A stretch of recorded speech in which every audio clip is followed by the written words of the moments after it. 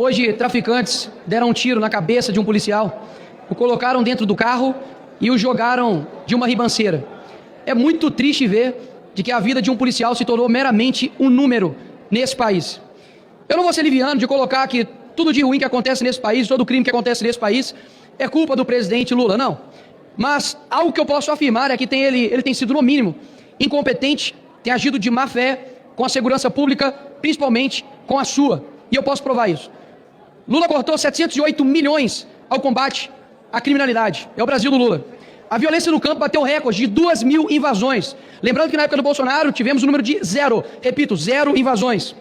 Estupros e assassinatos de mulheres aumentaram no Brasil de Lula. Tráfico de drogas aumentou 7% no Brasil de Lula. Assassinatos de pessoas LGBT aumentaram 42% no Brasil de Lula. Primeira vez que houve uma fuga em presídio de segurança máxima foi no governo de Lula.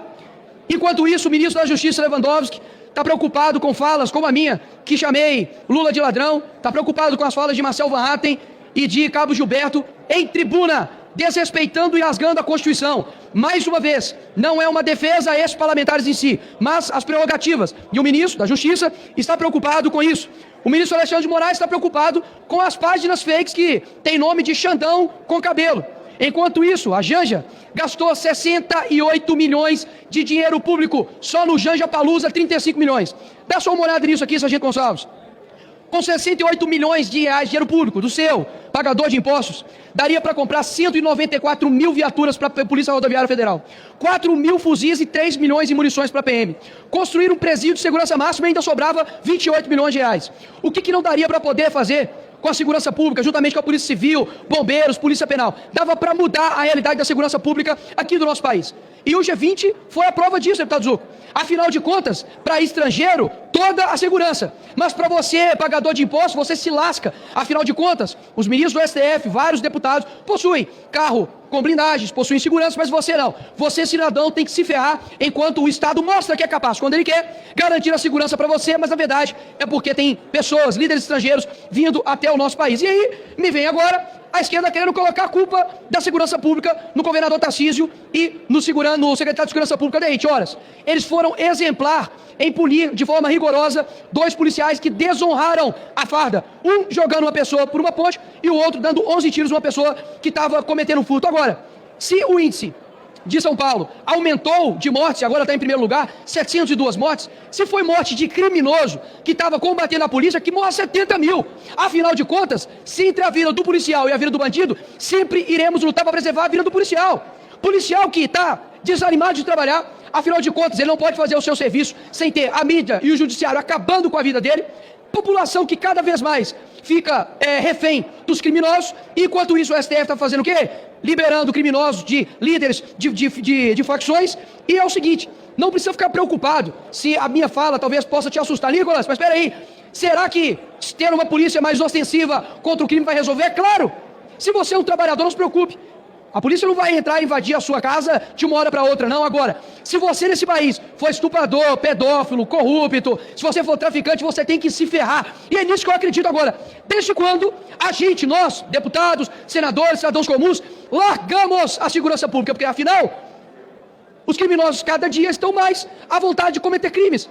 Será que a vida de um policial que sai de dia e não sabe se volta à noite vale menos do que a sua? Que caramba de país é esse? Que gasta milhões, bilhões em viagens no exterior com um presidente que nos desonra e não tem o capacho de dar um investimento para a segurança? Passa aqui, Coronel Zucco, Sargento Gonçalves, pessoas da PRF, da Polícia Federal, da Polícia Militar, nos corredores aqui pedindo em Pires investimentos para a segurança pública, para ter uma viatura, para ter um armamento digno.